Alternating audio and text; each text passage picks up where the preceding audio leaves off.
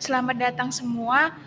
Kami dari kelompok 3 SASA 2 akan menjelaskan hasil esai kami yang membahas tentang penguatan identitas kultural Indonesia di era modernisasi melalui pendekatan integratif seni, ekonomi, dan kebijakan publik. Sebelumnya, kelompok kami terdiri dari saya sendiri, Naisela Aflaha Mafiro, bersama dengan rekan-rekan saya, yaitu Mas Januar Prasetyo, Irfania Ismi, Revalina Nada Nabila, Fuji Dewi Lestari. Teman-teman, di era modernisasi dan globalisasi saat ini, nilai-nilai tradisional seringkali terpinggirkan dan hanya dianggap sebagai bagian dari masa lalu, seolah-olah hanya menjadi museum statis.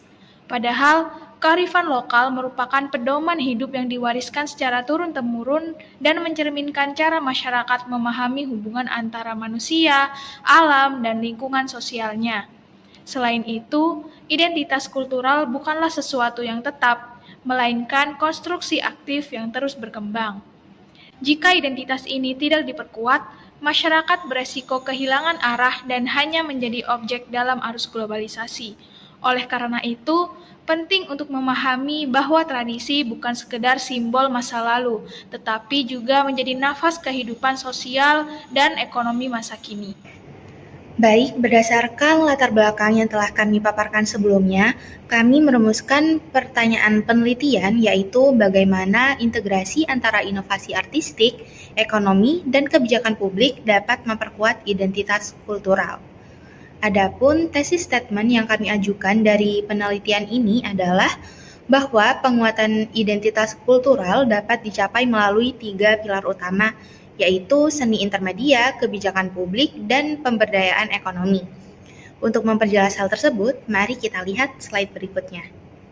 Dalam budaya Jawa, loro blonyo merupakan simbol pasangan yang melambangkan harmoni dan penyatuan atau sering disebut manunggal. Simbol ini juga mempresentasikan keseimbangan antara mikrokosmos dan makrokosmos, sekaligus mengandung nilai kesuburan dan keberlanjutan hidup. Namun, di era modern, simbol-simbol tradisional seperti ini sering dianggap kurang relevan, terutama oleh generasi muda. Yang mana artinya, nilai luhur yang terkandung dalam loro blonyo beresiko hanya menjadi warisan visual tanpa pemaknaan. Oleh karena itu, diperlukan pendekatan baru agar nilai-nilai tersebut tetap dapat dipahami, diterima, dan dihidupkan kembali melalui bentuk ekspresi yang lebih kontekstual dengan perkembangan zaman. Nah, untuk menjawab tantangan tersebut, salah satu pendekatan yang digunakan adalah seni intermedia, teman-teman. Seni intermedia sendiri itu merupakan bentuk seni yang menggabungkan berbagai media seperti digital, instalasi, dan visual tradisional ke satu karya. Dalam prosesnya sendiri digunakan dua pendekatan, yaitu pendekatan etik dan pendekatan emik.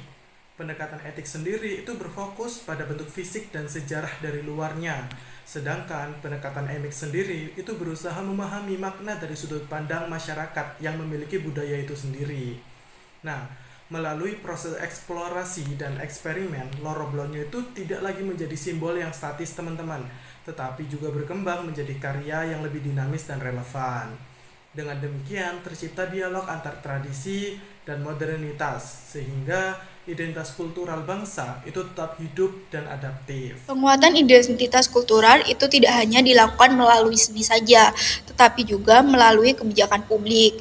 Nah, salah satu contohnya itu dapat dilihat di Kabupaten Klaten, di mana aparatur negara itu diwajibkan menggunakan selendang lurik setiap hari Rabu. Terus kebijakan ini itu merupakan bentuk internalisasi nilai budaya ke dalam kehidupan sehari-hari. Lurik tidak hanya berfungsi sebagai kain, tetapi juga melambangkan karakter masyarakat yang ulet dan sederhana. Nah, melalui kebijakan ini, identitas kultural itu tidak hanya dipahami secara teoritis saja, tetapi juga dapat diimplementasikan kepada kehidupan secara nyata. Terus, hal ini menunjukkan bahwa peran pemerintahan itu juga sangat penting dalam memperkuat identitas budaya. Selain seni dan kebijakan, aspek ekonomi juga memiliki peran penting dalam penguatan identitas kultural. Hal ini dapat dilihat dari industri tenun di Muna. Perkembangan industri tenun tidak hanya meningkatkan keterampilan pengrajin, tetapi juga menambah pendapatan masyarakat. Selain itu, muncul kesadaran budaya secara alami, karena masyarakat merasakan manfaat langsung dari tradisi mereka. Ini menunjukkan bahwa identitas kultural akan lebih kuat jika memiliki nilai ekonomi. Sebagai kesimpulan, penguatan identitas kultural di era modernisasi harus dilakukan secara multidimensional. Sinergi antara seni intermedia, kebijakan publik, dan pemberdayaan ekonomi merupakan strategi yang paling efektif.